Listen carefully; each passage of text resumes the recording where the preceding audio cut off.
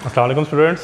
आज हमने 10th class का पहला लेक्चर डिस्कस करना है जिसमें हमारे टॉपिक का नाम है केमिकल इक्विलिब्रियम। चैप्टर 9 है। बेसिकली चैप्टर 8 जो है वो आप 9 क्लास में पढ़ चुके हैं, उसी से कंटिन्यू करते हुए चैप्टर 9 यहाँ से नंबरिंग स्टार्ट की है। चैप्टर 9 इसका नाम है केमिकल इक्विलिब्रियम। इक्विलिब्रियम क्या होता है? इक्विलिब्रियम बेसिकली बैलेंस को कहते हैं। हमारे पास कोई भी चीज़ जो होती है वो बैलेंस में कैसे आती है, इसको हम इक्विलिब्रियम कहते हैं। जैसे आप किसी चीज़ को ड्रॉप करोगे तो वो खुद ब खुद नीचे जाना शुरू हो जाएगी, ये इक्विलिब्रियम स्टेट की तरफ जा रही है। अब नेचर में कुछ प्रोसेस ऐसे हैं जिसको नेचर ने खुद ही इक्विलिब्रियम प्रोसेस के तौर पे रखा हुआ है। जैसे आपके पास कार्बन डाइऑक्साइड और ऑक्सीजन है। बेसिकली ये दो गैसेज हमारे इन्वायरमेंट को सेव करने में बहुत हेल्पफुल होती हैं। ऑक्सीजन जो होती है ये एनिमल्स की नीड है और कार्बन डाइऑक्साइड जो है ये हमारे पास प्लांट्स की नीड है। अब कार्बन डाइऑक्साइड जो है ये प्लांट यूज़ करते हैं और वो इन रिटर्न ऑक्सीजन प्रोड्यूस कर देते हैं, और जो ह्यूमन बीइंग्स हैं या एनिमल हैं ये ऑक्सीजन यूज़ करते हैं और कार्बन डाइऑक्साइड प्रोड्यूस कर देते हैं। इस तरह नेचर में ये इक्विलिब्रियम मेंटेन है, ये बैलेंस मेंटेन है। कार्बन डाइऑक्साइड प्रोड्यूस भी होती जा रही है, कंज्यूम भी होती जा रही है। कार्बन डाइऑक्साइड प्लांट्स कंज्यूम कर रहे हैं और ऑक्सीजन वो प्रोवाइड कर रहे हैं। और इसका जो उल्टा प्रोसेस है वो क्या होता है, वो एनिमल्स हैं। एनिमल्स क्या करते हैं, वो ऑक्सीजन यूज़ कर लेते हैं और कार्बन डाइऑक्साइड प्रोड्यूस कर देते हैं। इसी तरह ये म्यूचुअल बेनिफिशियल है दोनों के लिए और दोनों इसको कैरी आउट कर रहे हैं। इसको हम इक्विलिब्रियम कहते हैं। अब इक्विलिब्रियम में हमारे पास क्या चीज़ें आ जाती हैं? बेसिकली हमारे पास दो तरह की केमिस्ट्री में हमारे पास दो तरह के रिएक्शंस होते हैं। एक को हम कहते हैं इरिवर्सिबल रिएक्शंस और दूसरे जो होते हैं वो रिवर्सिबल रिएक्शंस होते हैं। इरिवर्सिबल रिएक्शंस ऐसे रिएक्शंस होंगे जो कि एक टाइम के बाद कंप्लीट हो जाएंगे। इसको रिप्रेजेंट करने के लिए हम ये सिंगल एरो से रिप्रेजेंट करते हैं। या आपके पास एग्जांपल है, एग्जांपल के तौर पे अगर आप हाइड्रोजन गैस और ऑक्सीजन गैस को कंबाइन करें, मिक्स करें इलेक्ट्रिक शॉक से या हीट करें 2000 डिग्री सेंटीग्रेड तक, तो ये वाटर बना लेते हैं। अब ये जो वाटर का मॉलिक्यूल है ये इंडिपेंडेंट है, यहाँ पे रिएक्शन रुक गया, ये रिएक्शन वापस प्रोसीड नहीं करेगा। ये एक वाटर का मॉलिक्यूल खुद ब खुद हाइड्रोजन और ऑक्सीजन गैस में कन्वर्ट नहीं होगा। तो इस तरह के जो रिएक्शंस होते हैं उसको हम इरिवर्सिबल रिएक्शन कहते हैं। ये रिवर्स नहीं होते, वापस नहीं जाते हैं। एक दफ़ा जब वाटर का मॉलिक्यूल बन गया तो ये ऑक्सीजन और हाइड्रोजन में खुद ब खुद कन्वर्ट नहीं होगा। इस तरह के जितने भी रिएक्शंस होते हैं उसको हम इरिवर्सिबल रिएक्शंस कहते हैं और ये स्ट्रेट एरो से रिप्रेजेंट किए जाते हैं। ये वन साइडेड एरो होता है। दूसरी टाइप के जो रिएक्शंस हमारे पास आते हैं वो है रिवर्सिबल रिएक्शंस। रिवर्सिबल, ये जो आपका चैप्टर है इक्विलिब्रियम, केमिकल इक्विलिब्रियम, इसमें ज़्यादातर हमने रिएक्शन जो है वो रिवर्सिबल रिएक्शंस ही स्टडी करने हैं। रिवर्सिबल रिएक्शन होने के लिए हमारे पास कुछ कंडीशंस होती हैं। उसकी एग्जांपल देखते हैं। पहले हमारे पास एग्जांपल के तौर पे हाइड्रोजन आयोडाइड फॉर्म हो रहा है। हाइड्रोजन गैस है, आयोडीन गैस है। आयोडीन जो है ये पर्पल कलर की होती है। जब हम दोनों को मिक्स करते हैं तो आयोडीन का पर्पल कलर फेड होना शुरू हो जाता है और आहिस्ता आहिस्ता ये कलरलेस होना शुरू हो जाती है, क्योंकि ये दोनों रिएक्शन करके हाइड्रोजन आयोडाइड बना लेंगे जो कि कलरलेस होता है। मैं फिर से रिपीट करता हूँ। इसमें होता है कि हमारे पास हाइड्रोजन गैस और आयोडीन गैस हम दोनों को मिक्स करते हैं। मिक्स करने के बाद ये हाइड्रोजन आयोडाइड बना लेते हैं। अब हमें कैसे पता चलेगा रिएक्शन प्रोसीड हो रहा है या नहीं हो रहा? बेसिकली जो आयोडीन होती है इसका कलर होता है पर्पल। जैसे ही ये रिएक्शन प्रोसीड होगा, अब जो पर्पल कलर होगा वो फेड होना शुरू हो जाएगा, आहिस्ता आहिस्ता कलरलेस में कन्वर्ट हो जाएगा। तो हमें पता चल जाएगा जितना आयोडीन था वो यूज़ हो गया और हाइड्रोजन आयोडाइड बन गया, वहाँ पे फॉर्म हो गया। कुछ टाइम के बाद वो कलरलेस दोबारा से पर्पल कलर में कन्वर्ट होना शुरू हो जाएगा। अब होगा क्या कि वो हाइड्रोजन आयोडाइड कुछ देर के बाद ब्रेक होना शुरू हो जाएगा हाइड्रोजन में और आयोडीन में। तो वो जो पर्पल कलर था वो फिर से डोमिनेंट होना शुरू हो जाएगा और रिएक्शन वापस आना शुरू हो जाएगा। रिएक्शन एक डायरेक्शन में गया था और कुछ देर बाद ये खुद ब खुद दूसरी डायरेक्शन में वापस प्रोसीड होना शुरू हो गया। इसको रिप्रेजेंट करते हैं हम डबल एरो से। ये रिवर्सिबल रिएक्शन की निशानी होती है। हम डबल एरो लगाते हैं और ये हाफ एरोज होती है, कंप्लीट एरोज नहीं होते हैं। तो ये डबल एरो से हम इसको रिप्रेजेंट करते हैं। अब इसका पर्पस क्या होता है? इसका पर्पस ये होता है कि ये रिएक्शन दोनों तरफ प्रोसीड कर सकता है।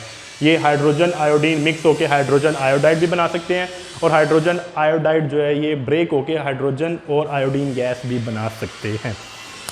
अब इसकी कुछ कंडीशन है। सबसे बेसिक कंडीशन जो रिवर्सिबल रिएक्शन की वो ये है कि ये क्लोज कंटेनर में होगा। Hydrogen gas iodine gas mix होकर हाइड्रोजन आयोडाइड बनाते हैं। मैं इसमें से कोई भी चीज़ रिमूव नहीं कर सकता। अगर लेट्स सपोज मैंने हाइड्रोजन आयोडाइड रिमूव कर लिया तो वो वापस ब्रेक कैसे होगा? तो इसके लिए जो इसेंशियल कंडीशन है, सबसे इंपॉर्टेंट कंडीशन है वो ये है कि जो आपके पास आपका कंटेनर है या जो आपका इन्वायरमेंट है जहाँ पे रिएक्शन हो रहा है वो क्लोज होना चाहिए, उसमें से कोई भी चीज़ ऐड नहीं होगी, कोई भी चीज़ रिमूव नहीं करेंगे हम जब तक रिएक्शन हो रहा है।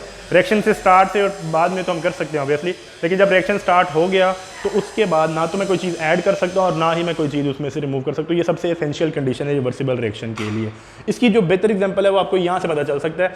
जैसे आपके पास जो दूसरी एग्जाम्पल है पेज नंबर 3 के ऊपर आपके पास, मैं आपको पेज नंबर बता देता हूँ। पेज नंबर 4 पे कुछ डायग्राम्स बनी हुई हैं जिसमें आपके पास calcium oxide carbon dioxide reaction होकर कैल्शियम कार्बोनेट बनाते हैं।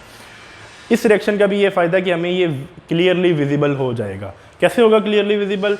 कि ये भी कलरलेस है, ये भी कलरलेस है, लेकिन जब ये कैल्शियम कार्बोनेट बनता है तो ये मिल्की होता है, मिल्की कलर होगा, इसका ऑफ वाइट कलर सा होता है। तो हमें पता चल जाता है कि रिएक्शन प्रोसीड हो गया है, कैल्शियम कार्बोनेट बन गया है। ये रिएक्शन भी 2 स्टेप्स में होता है।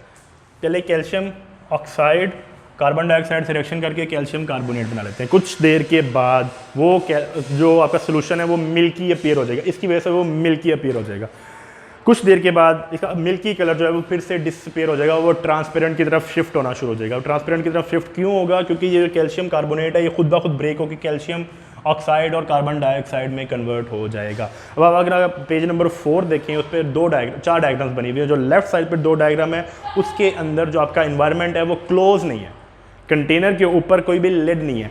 तो जब ये रिएक्शन ब्रेक होगा, यानी कि कैल्शियम कार्बोनेट ब्रेक होगा, कैल्शियम ऑक्साइड और कार्बन डाइऑक्साइड में कन्वर्ट होगा, तो उस टाइम पे वो कार्बन डाइऑक्साइड वहाँ से एस्केप कर जाएगी।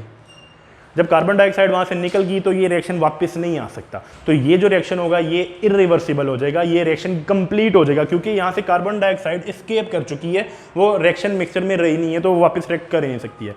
इस रिएक्शन को रिवर्सिबल बनाने के लिए हमें कंटेनर को क्लोज करना पड़ता है, जो कि आपके पेज नंबर 4 पे राइट साइड पे 2 डायग्राम्स हैं। उसमें अगर आप देखेंगे तो वो ऊपर से लिड है और वो क्लोज्ड है। उस क्लोज इन्वायरमेंट में क्या होगा कि ये कैल्शियम ऑक्साइड और कार्बन डाइऑक्साइड आपस में रिएक्ट करेंगे और ये कैल्शियम कार्बोनेट बना लेंगे, और आपका जो सोल्यूशन है वो मिल्की कलर का होना शुरू हो जाएगा। आपका जो सोल्यूशन है वो मिल्की कलर हो जाना शुरू हो जाएगा। कुछ देर बाद वो फिर से कुछ देर के बाद वो फिर से आपके पास कैल्शियम कार्बोनेट जो है वो ब्रेक होगा और कैल्शियम ऑक्साइड और कार्बन डाइऑक्साइड बना लेगा, तो वो मिल्की कलर फिर से डिसअपीयर होना शुरू हो जाएगा। तो इस तरह आपके पास ये रिवर्सिबल रिएक्शन होगा, लेकिन ये क्लोज कंटेनर में होता है। इसकी एसेंशियल कंडीशन जो है हमारे पास वो क्लोज कंटेनर है। तो ये हमारे पास एक और रिवर्सिबल रिएक्शन की एग्जाम्पल है। यहाँ तक अभी जो हमने रिएक्शन की एग्जाम्पल देखी है रिवर्सिबल, उसमें हमने ये चीज़ नोट की है कि वो हमने विजिबल कैटेगरी में रखी है, मतलब हमें कुछ ना कोई कलर चेंज या कलर जो चेंज है वो हमें विजिबल होगा। क्यों होगा? क्यों इसके ये ज़रूरी था? क्योंकि हम उसको देखना चाहते हैं कि वाकई ये रिएक्शन होता है कि नहीं। अगर ये दोनों आपके पास जो एग्जांपल्स हैं, इन दोनों एग्जांपल्स में अगर आपके पास ये दोनों सारी चीज़ें कलरलेस होती तो आपको पता ही नहीं चलता रिएक्शन किस डायरेक्शन में प्रोसीड हो रहा है। तो हमें इसलिए वैसे इसकी ज़रूरी नहीं है कि एग्जाम्पल्स में आपको कलर चेंज मिले। ये आपके पास हमने यहाँ पे एग्जांपल्स के तौर पे स्टडी किया ताकि हमें देखना आसान हो। इसकी कुछ एग्जांपल्स ऐसे भी है जो कलरलेस हैं। उसके बाद हमारे पास आता है केमिकल इक्विलिब्रियम। केमिकल इक्विलिब्रियम होता क्या है? केमिकल इक्विलिब्रियम हमारे पास जो है बेसिकली वो 2 टाइप्स का होता है।